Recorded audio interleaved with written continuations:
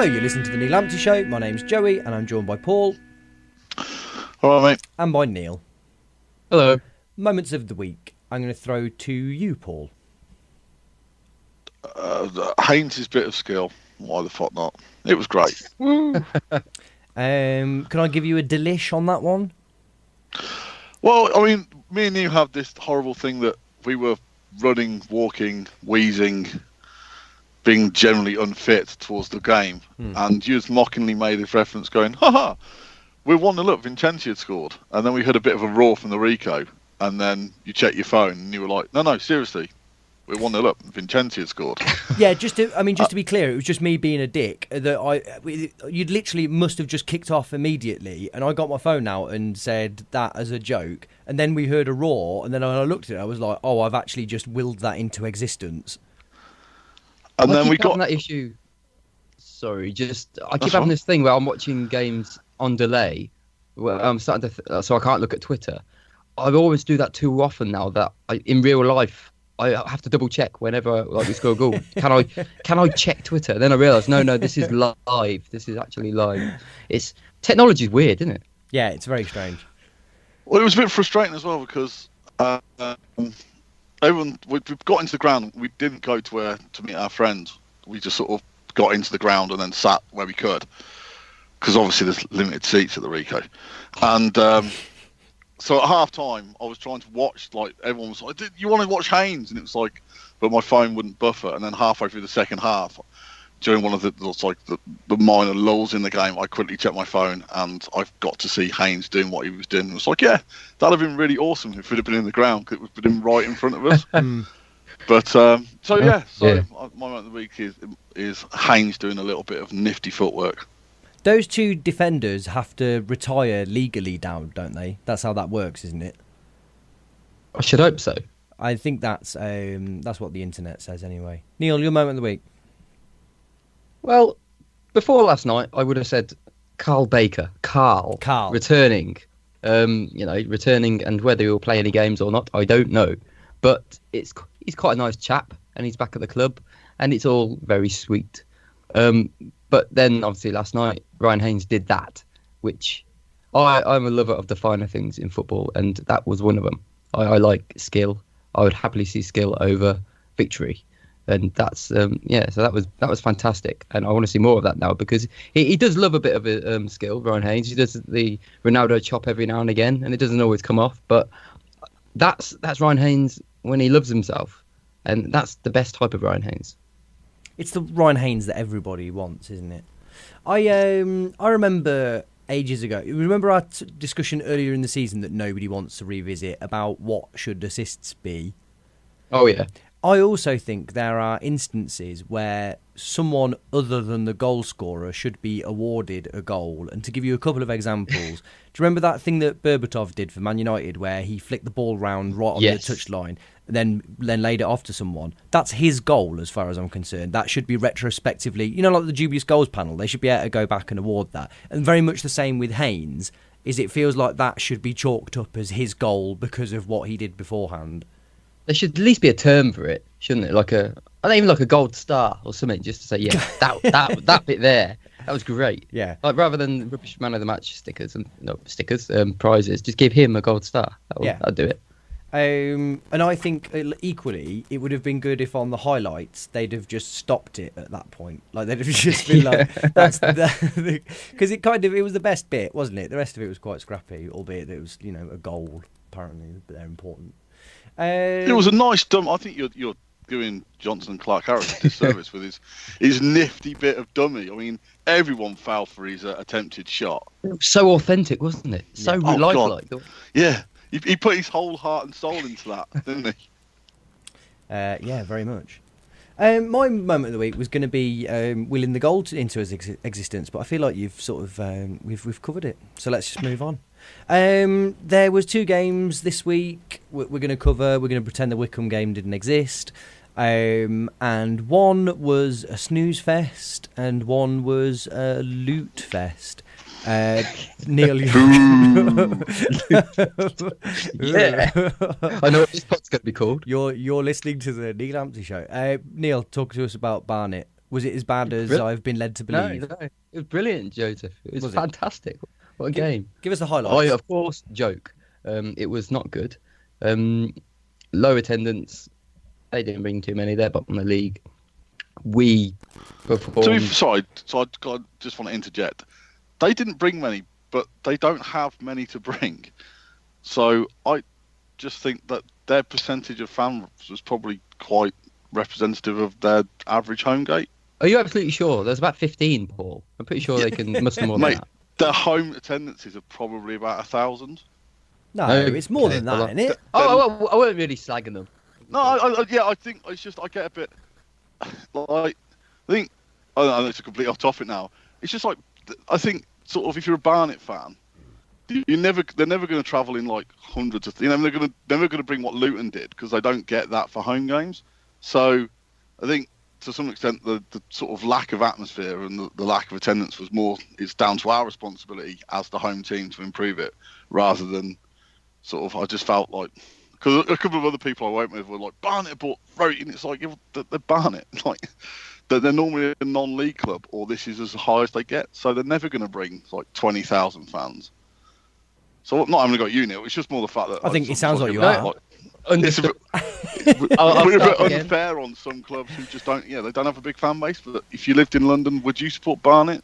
For listeners who might not understand the context of what's going on here, Paul and I got back to Manchester very late last night, and I expect that Paul is going to argue black is white on literally every point. I mean, Neil, I think you'd been talking for 3 seconds there before Paul was like, "No, I'm not having this."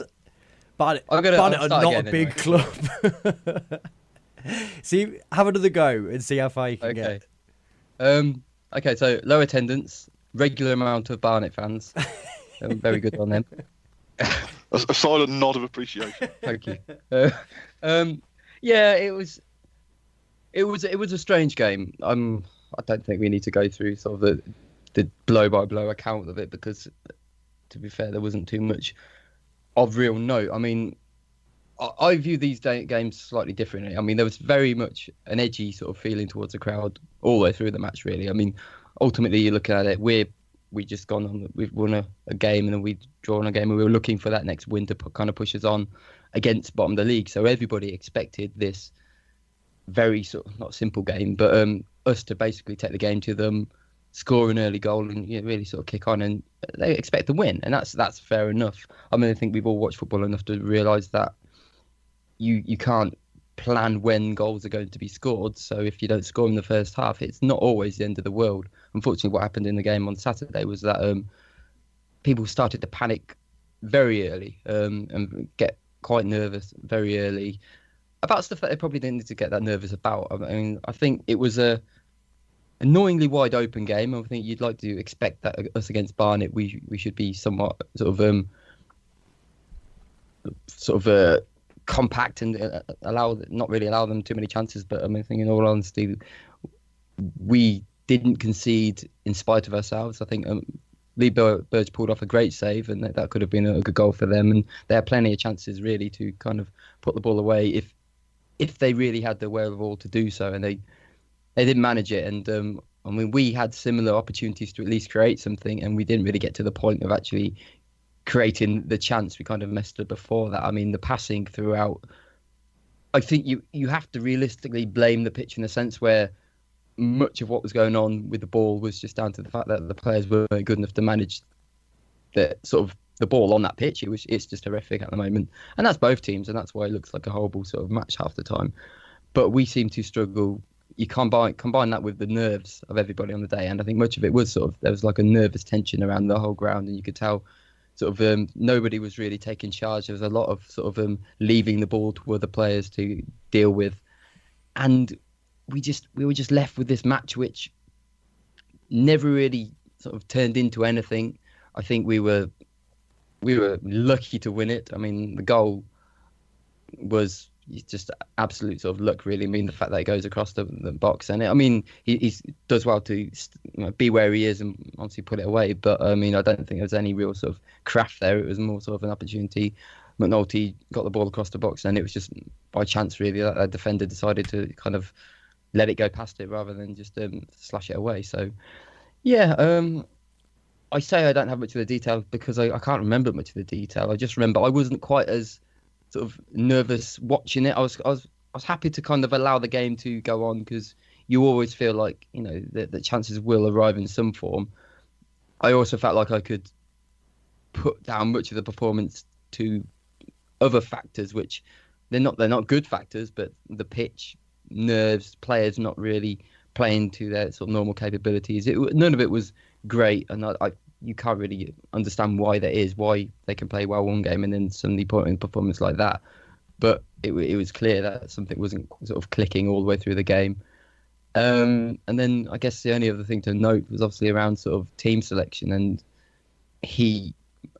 Mark Robins went with his, I think his most favoured sort of option is to somehow get Doyle, Bayliss and Kelly into the same team. And we've had this discussion quite a bit recently in terms of basically what that means is put Bayliss on the right hand side. And I think we're seeing more and more just how he tries his best to sort of equip himself well over there, but he just seems wasted. His skill set isn't so much on that sort of right hand side winger kind of play. He's very much driving through the middle, you know, catching people on the break and making the most of the gaps and really sort of penetrating the centre of the pitch. And it just seems on that day it just felt like a real waste having him out there when you want him in the middle because that's where he's going to do most damage. That said, I saw that Liam Kelly came in for a lot of criticism, and while he wasn't perfect, I actually thought he had quite a battling game. I mean, would I have that in place of Bayliss in the middle? Probably not. I'd go for Bayliss more often than not, but I wouldn't criticise Kelly's performance that day. I think everybody was kind of sort of on edge and made plenty of mistakes. But as far as a performance in the context of the whole team went, I thought, you know, he was actually one of the more sort of battling midfielders, and he did an okay job in there. So, yeah, those are my thoughts on the game. And we won it, and that was great. And that'll do me. And I don't want to read too much into it because I think we've already seen on this sort of game by game thing, it's so difficult to judge us game by game. And then, you know, you move on to sort of Tuesday, and we won't move on just yet, but there were far better elements to our performance. And it's like those two things don't correlate. I mean, there was a lot of sort of panic after the match, like, oh God, we won, yes, but we were absolutely rubbish. Does this mean that we're a rubbish team? And it's like, well, we've seen so much of us playing well this season as well. You know, I've got to the point now where I just don't expect, or I don't really know what to expect from the team. I know that they can perform to a really good level, but at the same time, I don't really have the trust in them to do that all the time. So it's a tricky one, but it's, you know, we've got 10 games left to go, so I think we just have to treat each game on its individual merit. Lovely stuff. Go on, Paul. What are you going to say?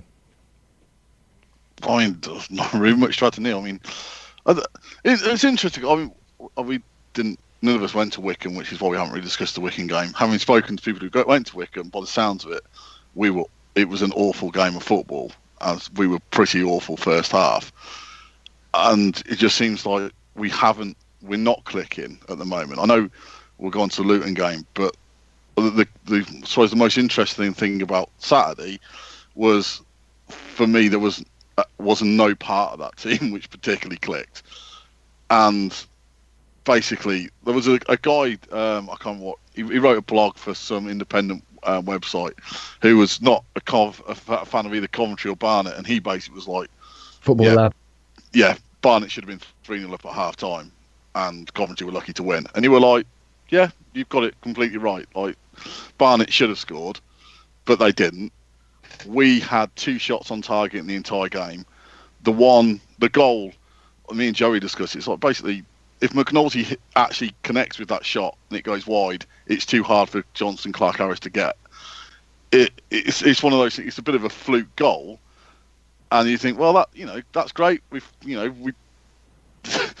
have won. We haven't played particularly well, but we've come out of it with the right result. I think it's just, for me, there are quite a few players who aren't playing particularly well. I mean, most interesting one about Barnet was like just how poor people like Mickey Doyle were.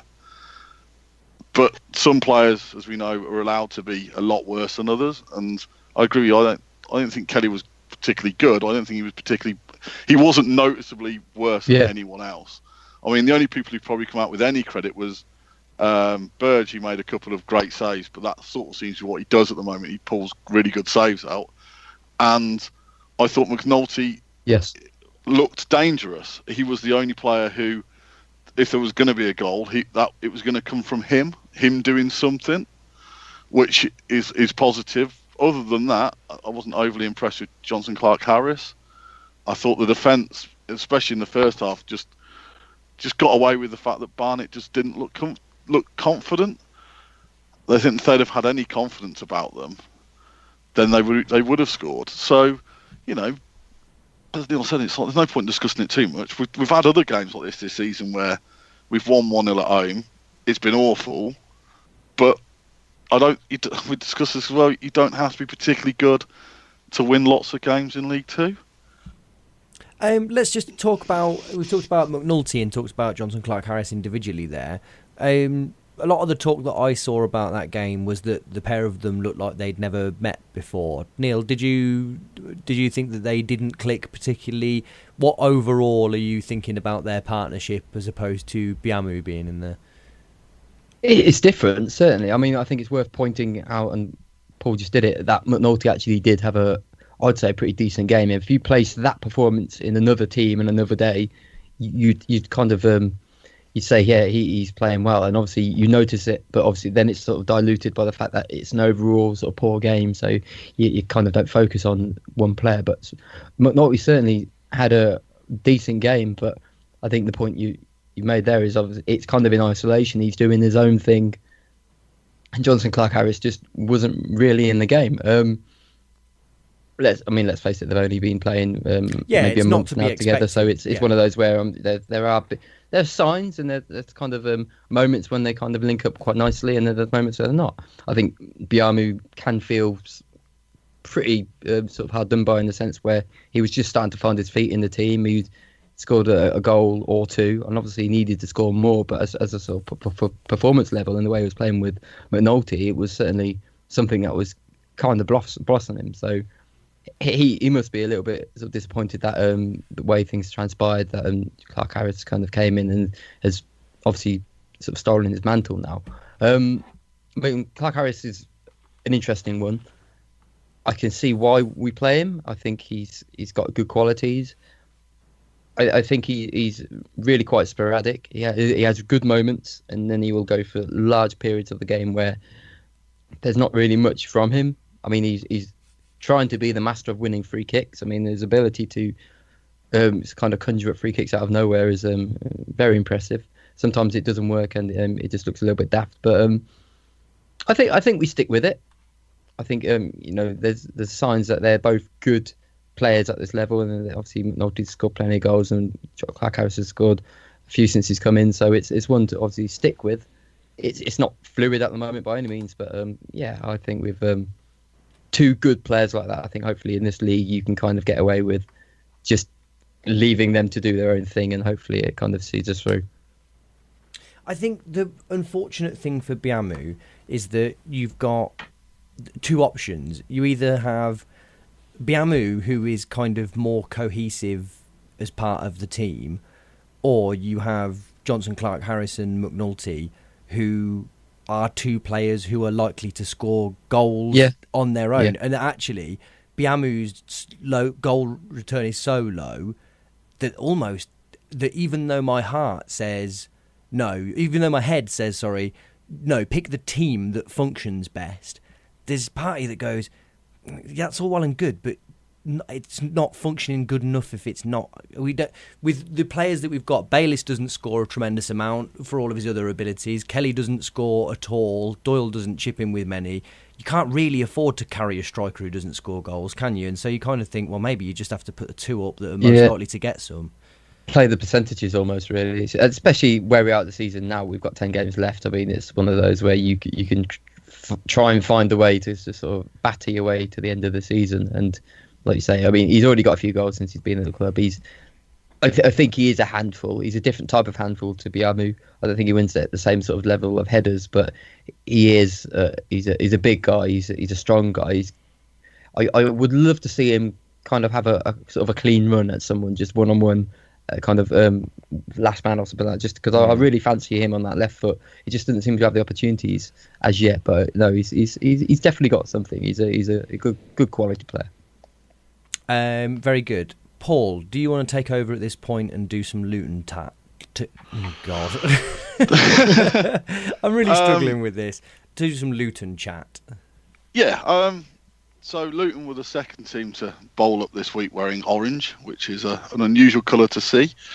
There were more changes. Shipley came back in on the left, and Vincenti came in on the right. And when we missed the first 10 minutes, where apparently we played really well, and we talked about Haynes' little move and Vincenti's finish from 2 yards. And it's a bit odd because we sat at the end of the pitch where our defence were, and I get the feeling that if you were at the other end where we were attacking, we looked really good, and you almost didn't realise how many times Luton got in and around us.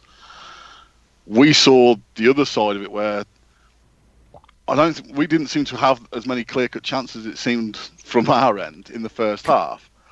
So while I thought we were the better team in the first half, I still didn't think we created inside the penalty. We had a lot of long-range shots, but we didn't create many really decent opportunities to score. While Luton just didn't seem to create the chances, if that makes sense. We made a lot of defensive errors, but sort of stopped them from turning to. We sort of managed to win the next ball or the one after that, so we never actually got punished. But you could tell that Luton were never out of the game. So it was always quite even, but we edged the first half. I've seen a lot of people say we dominated it. I didn't. No. I thought. So go on. I completely agree with you. I thought that Luton had got a game plan that was working, but it just didn't quite ever really drop for them. Whereas we had the complete flip side of it, where actually we got a lot of breaks in that first half, I felt, and that I was really... have you watched the highlights? Only the limited ones, only the couple of minutes. The first half looks like an entirely different game from the one that I remember seeing. It makes us look like we were really on top. And actually, when you think back on it, it's that Luton had a lot of what I guess you'd call like nearly opportunities, didn't they? They sprung out from those diagonals an awful lot, but it all just seemed to either break down a little bit or just not quite land for them. But you could very much see that they were really, really dangerous, weren't they? And then obviously as the second half wore on, that came to pass, unfortunately. I mean, they spotted that we have a slight weakness in our defence, and they kept hammering balls over in that gap between Heim and Grimmer, and they kept getting away with that. But they didn't. I'd say they didn't capitalise on it because they're a League Two side who kept making League Two mistakes, or we sort of made decent challenges. And then at the other end of the pitch, we sort of managed to get the ball away a lot quicker. I thought in the first half, it's probably Johnson Clark-Harris for about 20 minutes had a really good game when he was linking up with the midfield. Doyle was using the ball wisely. Bayliss was less influential than he has been, but he always uses the ball well. Shipley is another player who uses the ball well. So when we were getting forward, we were causing them more issues than they were causing us, and we deserved the lead. But you didn't ever think that Luton were out of it. It was more even than I've seen a lot of people say. I never thought that we were completely bossing the game. I think there were spells where we were clearly on top. There were spells where Luton were slightly edging it as well. It was that sort of topsy-turvy game. But I think we looked a lot more settled. I think I personally prefer seeing Shipley on the left to virtually anyone else in our squad, because I've just grown to appreciate the fact he makes very intelligent decisions, and he uses the ball really well. And he's not that he's risk averse; he's just sensible with what he decides to do. And that, alongside Haynes, I think that partnership, Haynes and Shipley, works, because when it's Haynes and Reid would never play a 1-2. It would never enter his head that if you gave the ball to Reid, that the ball isn't meant to be with Reid for at least 2 or 3 minutes. While Shipley's happy to receive the ball and pass it. So I think that dynamic works. And the difference between just having that partnership on Tuesday to the partnership we had on Saturday, it was like, oh, okay, that I'm happy with that part of the team. I'm happy with Bayliss and Doyle. I think that works. I think Vincenti had his best game. I think more in the second half, I thought he was better, where he did a lot of really good defensive work and tracking and working really hard. So I think Vincenti he just seemed slightly fitter, just slightly more with it than he had done previously. So Vincenti had one of his better games. So you had probably the midfield four that you'd want in that game. They actually played well individually and as a collective unit. Up front, as I said, Jonson Clarke-Harris, I don't think he's a particularly... I know he scored he scored two in open play and a penalty. He didn't look like a goal threat yesterday, but he was linking the game well in the first half. When we were on top, he was very much focal point for that. McNulty was probably fitting in a bit more than he had against Barney. He wasn't as influential. And then, obviously, he won the free kick just outside the area that he basically blasted in a straight line into the corner of the goal, because their goalkeeper should have trusted the wall to actually do what the wall did, and he should have stood in the big gap. But hey-ho. So we went in 2-0 up, and you were like, yeah, we deserve to be in the lead, but this isn't a 2-0 game. This is, Luton are very much still in this, and we're going to have to come out and fight for this, because we have thrown away 2-0 lead before against Wycombe. I know we went on to win 3-2, but it's like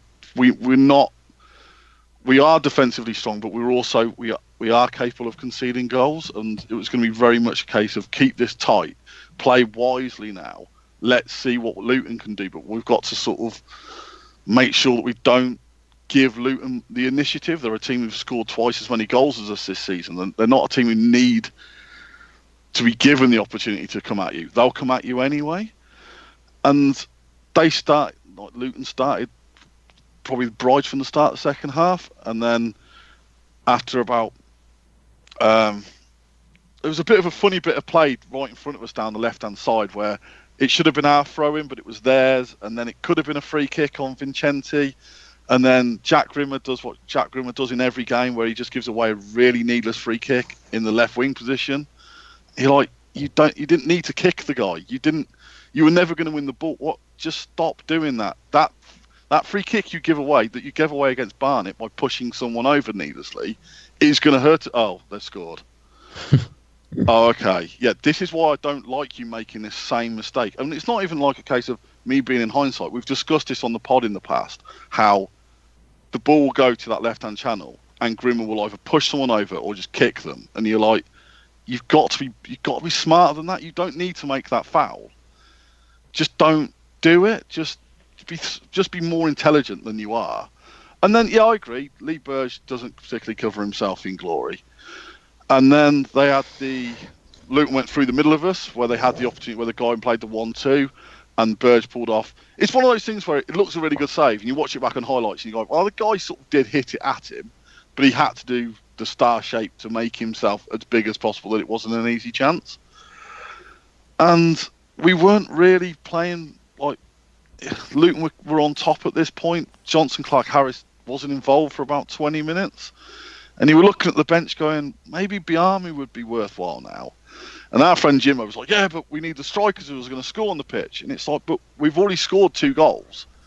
What we need to do now is make it more difficult for Luton to play. And I felt that we sort of allowed Luton's defence time to build.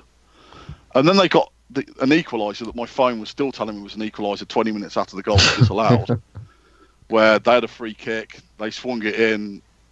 It was offside. God knows if it was or not, because you couldn't tell from where we were. But you got the thing. It's like that should have woken them up. That's the thing. Yeah. I don't know if anyone's seen it, but I think Lee Burge said after the Barnet game was like, oh, they came out really quickly in the second half, and it made us realise what. It's like, you shouldn't have needed Barnet to come out at you to realise that you had to up your game.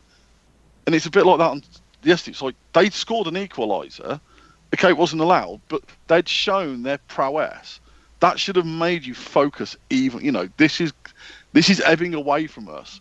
Luton are on top, and they're creating the better opportunities. We've got to be smarter than this. And we weren't, and I don't think we learnt from it. And we made the substitutions. I understand Shipley was injured or had been sick, so Carl Reid came on, doing his Carl Reid type stuff. Bear in mind, I don't think that substitution changed the game that was the decisive moment or anything. But have you ever known a less Robins substitution than that? At 2-1 up against Luton at home to take off Shipley and bring on Kyle Reid. He's one of the most risk-averse managers I can remember us having, and he's like, "Fuck it, let's just throw on a left. Let's throw on a really erratic left winger at this point." I was like, "What, Robins? Are you all right?" I thought it was quite handy as well. I actually think it gave us a good outlet. So, admittedly, I only saw the last 15 minutes, so I kind of didn't see. I don't have the context of the entire game. But he was very involved in that last 15 minutes, and he wasn't particularly before that. Yeah. I guess not being on the pitch hindered him from being involved. But then when he came on, he sort of... And I guess... I don't want to pick up where Paul hasn't yet finished, but from what I saw from Carl Reid was that point when they... Between sort of maybe the last 10 minutes, I don't quite know when he came on, but he did offer that good sort of outlet on the left-hand side. And actually, I felt like in those minutes that I watched, we actually were a threat as well. Quite whether we were for the rest of the entire of the game that I missed, but it was just an odd game. I think both teams could have taken it in the end. I mean, we messed up. I thought we were going to hang on, and then the moment that we kind of conceded, that was the point when actually I thought we started to look a threat again, and we had opportunities. If we really had it about ourselves to create something, I think we could have got a winner again. There were plenty of chances to kind of to slot the ball through to the right person, but didn't quite happen. Well, yeah, there was the sliding doors moment not long before their goal as well of the McNulty effort. I don't remember that. What was that?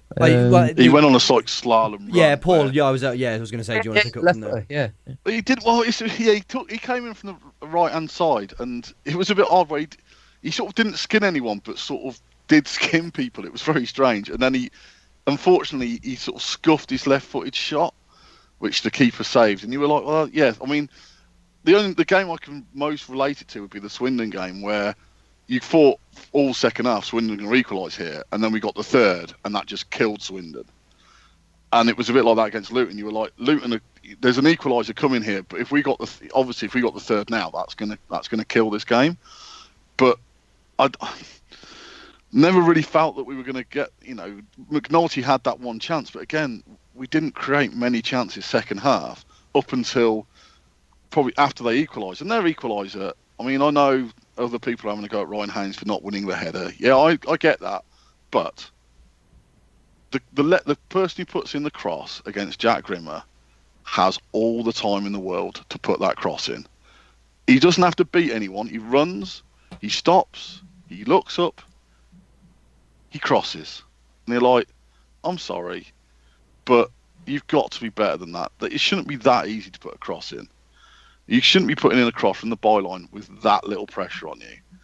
And it's a great cross in. And yeah, I mean, Haynes probably should have done better. I think it's always difficult when you're stood and the guy's got a bit of a run on you, and it's a good header from Collins. But you're like, for me, Grimm was at fault for both goals.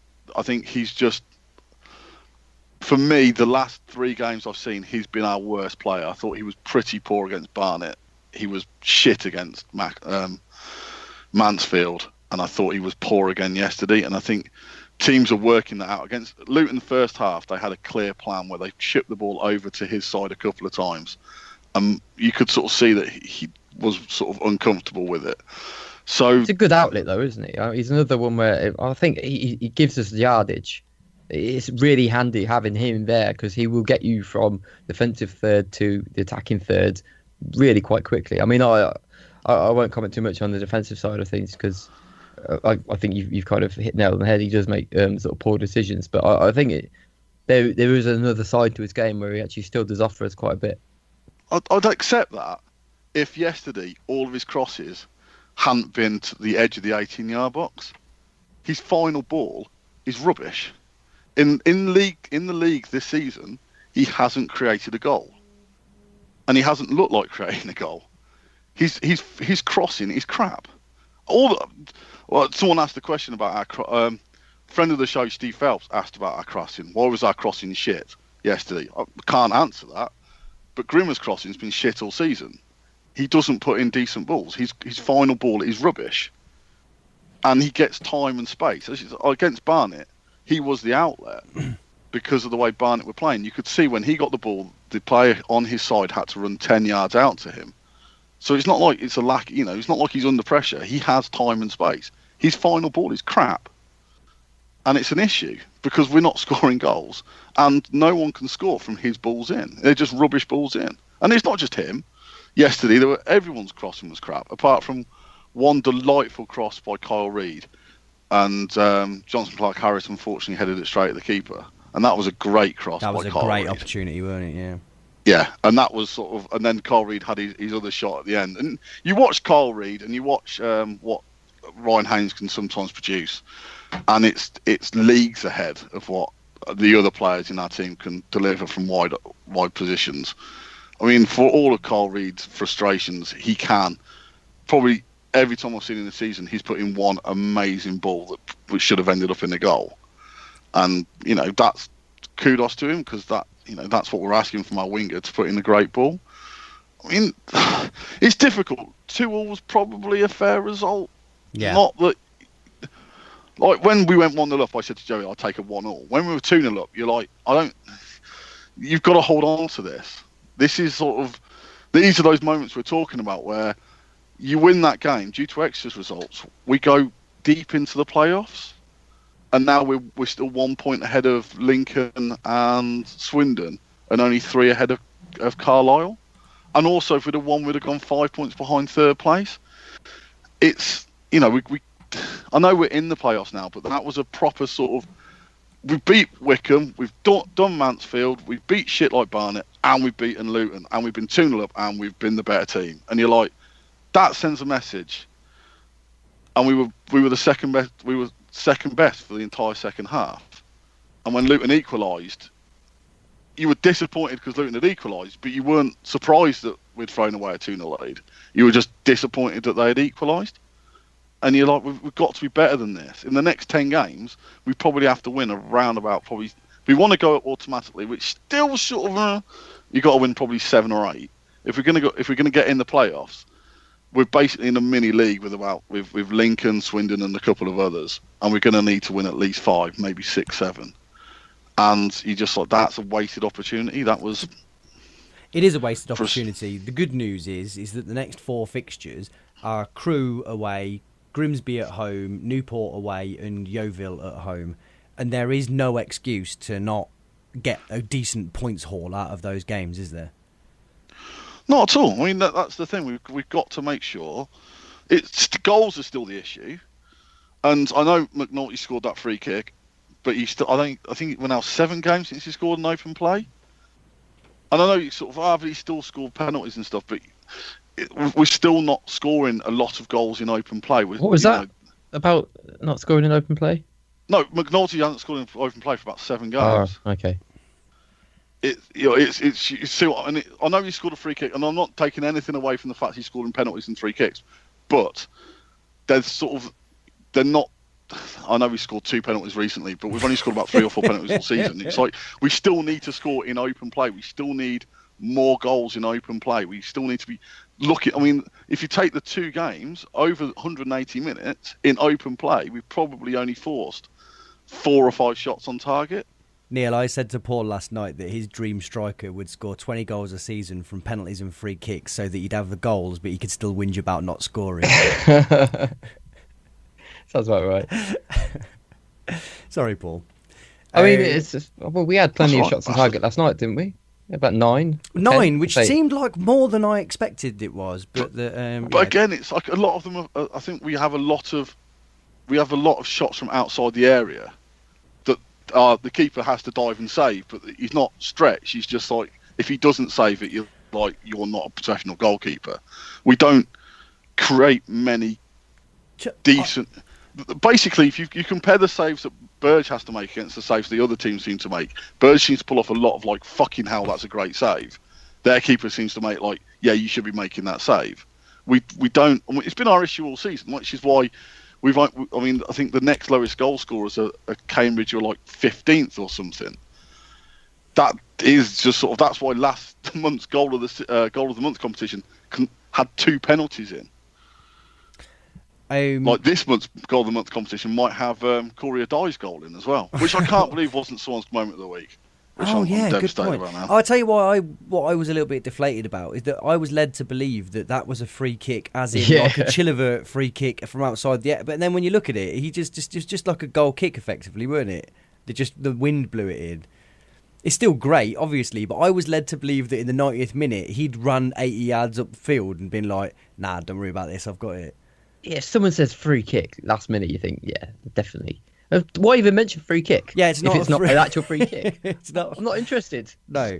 Well, so I only personally, when I read that, thought, yeah, he's basically just lumped it and the goalkeeper's flapped. Because my mates were like, well, I thought he'd walked up, and it's like it's Corey Addai. He's not. It's like Chilliver or even Neymar. Or he's just obviously punted it from his own half. But the way it was being talked about on Twitter, people were like, "Oh my God, Corey Addai's just scored a free kick." And like Neil says, that's not what. When you say a free kick, you're thinking edge of the area, aren't you? You're not like. You don't mention free kick otherwise, do you? No. You just don't say it. You say he's humped it upfield or something like that. You don't say, "Oh, he's got a free kick." Yeah. You don't score that as a free kick. It don't count. Yeah. All goals count, Neil. How dare of all people you saying that? Okay, right. Let's dial Dominic in and get some crew preview, and then we will complete our admin and get the heck out. Hi, Dominic. Thanks for joining us. Hi, it's good to be on the show. Crew away. I mean, are we going to do a preview for this, or are we just going to say that they're going to win 1-0 and we're going to go home disappointed? I don't know. It kind of feels like the curse. Well, touch wood. I'm touching wood. Has kind of been lifted. We've beaten them the past 3 times we've played them. We've certainly beaten them twice when they went down during the Mowbray season, including a 6-1 win with Adam Armstrong and Jacob Murphy just scoring from all angles. Joe Cole having a brilliant game there as well. And then before that, he had the 3-2 with Jim O'Brien, sort of last minute winner from the corner. And then earlier this season, when we played them, we just completely walked over them, and it should have been more than a 1-0 win, apart from their goalkeeper having a good game. So there was maybe. Go on. Yeah, so maybe we can be a bit more confident heading into a game with Crewe. There was also, of course, the 5-0 at Gresty Road, what would have been 2 seasons ago, I think, when Adam Armstrong strolled a hat-trick in. It was. Yeah. It's very rare that you feel sorry for opposition players, but their defence just really weren't equipped to deal with Adam Armstrong that day. But are they in a better shape to deal with us on Saturday? They're not doing great in the league, but which of their players should we look out for? Yeah, so they've just been really, really inconsistent this season. They'll lose games meekly. They'll win games in the final minute. They'll lose games in the final minute. They'll leak goals everywhere. They'll tighten up for a bit. It's just really hard to tell what kind of team they are this season. Just seems to be a bit of a random collection of players at the moment. So up front they've got options including Chris Porter, Chris Dagnall, Sean Miller and Jordan Barry are all really good sort of League 2 level strikers, and it just seems they've sort of just been thrown on a pitch together and trying to make something work. Chris Porter, who's their top scorer at the moment with 12, sort of a big target man player, he is currently injured and probably miss this game. Chris Dagnall as well. We saw when he was with us, he's sort of just a nippy, energetic striker, and at League 2 level, he's more of a reliable goal scorer. He's coming back from an injury, so looks like it'll be Sean Miller, another ex-Coventry player, and Jordan Barry up front. Jordan Barry, who was once signed by Aston Villa when they were in the Premier League, straight from Chesterfield, who looked like a fairly decent prospect, had a couple of decent-ish games in the Premier League, but it just seems just not playing football for 2 or 3 years didn't help his career at all. He sort of dropped into League 2. Is Bowery one of the few players in League 2 that's actually fast, or have I imagined that? I remember when we played, he's not only quite fast. He's not. I wouldn't say he's sort of super rapid, but he's got a good turn of pace in him. But he's also quite big and strong. He's about 6'1", 6'2", so he can cause you all kinds of problems when he's having a good game. Problem is, he just hasn't had enough of them. And I don't think it's helped as well that he's been played out wide a lot. Right, and how do they set up? So, as I was saying, it's a bit of a mystery, sort of, especially with their back four. They've played full-back in Eddie Nolan in the central defence for most of the season. They've chopped and changed a lot. In goal as well, they have Ben Garrett, who a couple of years ago was looking like someone who could be a good sort of League One, maybe getting into a Championship level goalkeeper. And sort of during their sort of relegation from League One and had a couple poor seasons in League Two, his confidence seems to have dipped, and he's been very inconsistent. He's been in and out of the side, so there's not a lot of continuity in their selection or what they're trying to do, which on the plus side makes them potentially a team who, if we can get an early goal, possibly we can sort of have quite a fairly straightforward win. But also they could do anything. They could just turn up and produce something unexpected. They drew 2-2 with Stevenage last weekend, having been 2-0 down, and the hallmark of the season for them has actually been conceding late goals. So, yeah, I don't know sort of what's happening with them. So, just a massive random factor about them, which you're not too confident what they're going to produce, which is, yeah, as I said, either a good thing or a bad thing, depending on what crew shows up. So let's do the most ridiculous thing off the back of saying that ultimately it's going to be a very random encounter. Make a prediction about what will happen. We're definitely going to win 2-1. I think we'll score in the 14th minute, and then we'll get a second in the 52nd minute. And then just to make things difficult, crew will score in the 79th minute. Okay. But we'll hold on. For a nervy finish. Yeah. And people can walk out of the ground going, oh, it's typical Cov that. You can never just win comfortably, can you? You've always got to leave it feeling nervy at the end. Exactly. Yeah. Which is bollocks, obviously. But the amount of times I hear that, if we do go 2-0 up, on the 3 times in the last 10 years where we've actually taken a 2-0 lead and won 2-1. Anyway, that's a rather personal gripe of mine. Final question before you go. I just thought I'd get your thoughts on Big Carl coming back. Oh, yes. Yes, I think it's a good sign in the sense that everyone wants him to be good, and everyone clearly loves him, and sort of, it's a positive sign in that sense. But whether we actually need another winger in this squad when we sort of chopped and changed the attacking position so much over the past couple of months, and that hasn't helped matters. Just throwing someone else in who has been injured all season, basically, it doesn't seem. If you take the fact that it's Carl Baker out of it, if we just signed another right wing out of nowhere, it would have seemed a weird signing. But obviously, it's great to have him back because he seems a lovely guy and he seems to love the club. So hopefully that makes a difference. Yeah, you can't argue with that, can you? And it's more for me. I think it's not about him particularly. I think it's about what it does to the overall shape of the team, but perhaps we'll have talked about that by now in the actual podcast, so I might just leave that one there. Okay, yeah. Thank you very much, and we'll speak to you next week. All right, speak to you then. Okay, thank you, Dominic. Right, any other business before we wrap up then, guys? Should we have a look at some of the Twitter questions? There's one really good one. Do you want to hit us with that, or do you know it, or do you want me to guess which one it is? It's the one which I think sums up how I feel about life.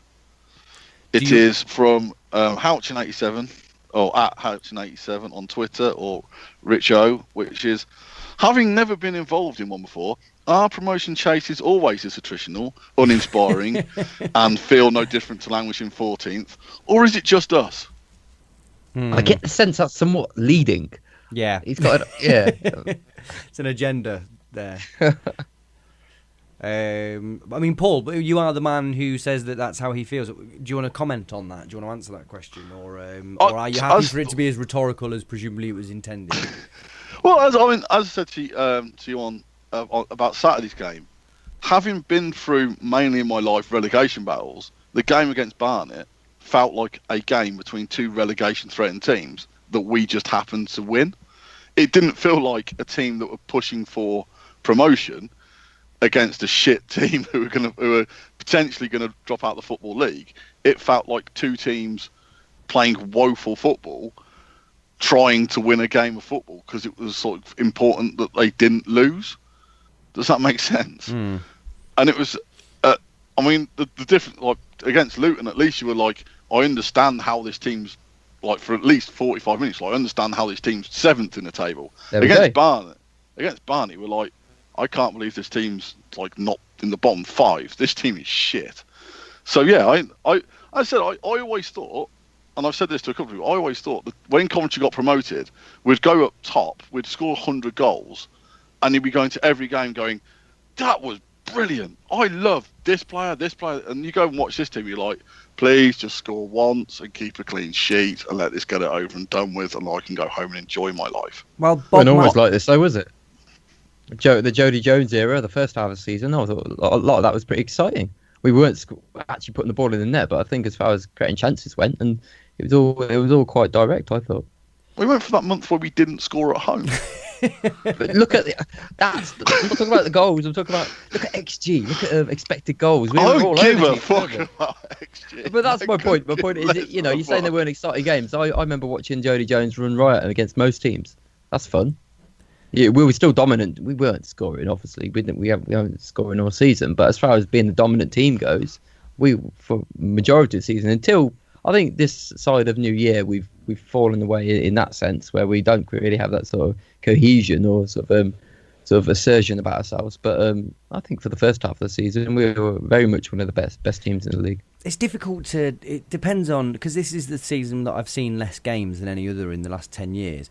When I think about the early stages of the season, I think about Chesterfield away, which was 0-0, and Barnet away, which was 0-0, and Accrington away, which was.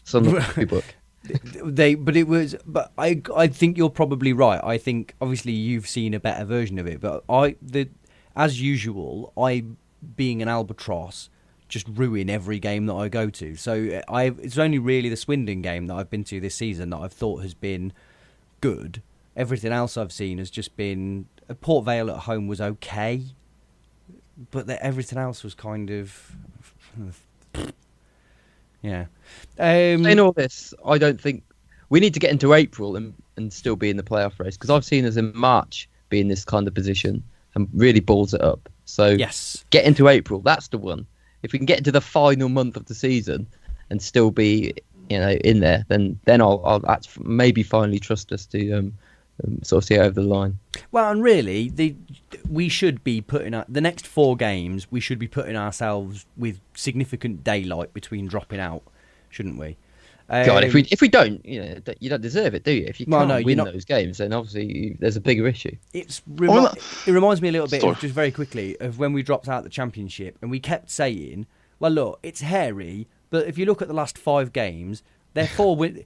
We had Doncaster at home, Portsmouth at home, Bristol City away. You were looking at them and you went, we'll get the points out of them and it won't matter. And then we didn't. We lost against all of them, didn't we? And you were like, oh fuck." This is what's happening here. These next 4 games, you go, well, if you don't win them, you're not likely to win your other ones. So you need to, and I don't think you need to win all 4, but I think if you got 2 wins and 2 draws, even 2 draws in the away games, I mean, even that feels very unambitious. But just get some results in these next games. If not, I think it's going to be very tough for ourselves, isn't it? Well, it's like one of my favourite things at the moment is after the Barnet game. It's like, yeah, but good teams win when playing badly, and it's like, yeah, but good teams playing well win more often than good teams playing badly. Because if you keep playing badly, you don't win games of football, because you just don't. What I want to be is a good team playing well, and then I'm going to be a lot more confident about winning promotion. But that's just me. I mean, I just want to see us play well and win games instead of playing boring and winning games. That whole playing poorly and winning is the worst attempt at insight you'll ever get in football. I mean, people phoned up after the match, and they're all throwing that in there, and you're like, no, we've definitely heard this one before. It's not new. And then you'd get people ringing up saying, he's got nail on the head there. Definitely, you play poorly and win, you're a good side. It's like, nah. You're just saying a catchphrase. You're not actually coming up with something new or original. So, a question from Ian Heron. Winning when playing badly is what promotion contenders do. Discuss. Consider that discussed, Ian. Hello, Ian. I mean, I'm sure if you ask Man City fans, they would say they're far enjoying this season playing really, really well and winning games than ever playing badly and winning games. It's just like, well, yeah, it just makes life a lot easier. I mean, the other thing is, like, we beat the worst professional football team in league football in this country playing badly. It's like that. It wasn't particularly enjoyable to watch. Yeah, we beat them. I'm not going to be that excited about the fact we beat the 92nd team in 9 out of 92, 1-0 with 2 shots on target. Let's finish up with a question from Bob Maxfield that we will try and keep to no more than 3 names. Who would actually flourish in League One? So which of the players that we've got, should we be successful and get promotion, which of the players would you trust to play in League One? No explanations, just some names, please. Lee Burge, Jody Jones. Yeah, Lee Burge was the first name I came up with, but I've had some questions McDonald. about. Yeah. Bayliss, yeah. Shipley. McNulty. Shipley's a different. I still don't. I do like him, but he's young. These jumps are a big deal for some players. So I potentially. Kelly, I think Kelly would be fine. No, I don't really care. I think Kelly's one of those players who doesn't offend me either way. So he's not. I think he'd do exactly the same job in League One that he does in League Two. I think for him, it's the person who plays alongside him. Pardon? I don't think he does a job, but we talked about that yesterday. Well, yeah. Okay, there's some names for you. Thank you, Bob. Any other business before we wrap this baby up? No. There we go. If you want to get in touch with us, at Neil Ampty Show on Twitter, neilamptyshow@gmail.com if you want to email us. Paul, thank you very much for staying awake this long. Yeah, cheers, mate. And Neil, thank you. Many thanks. And thank you, listener. Bye.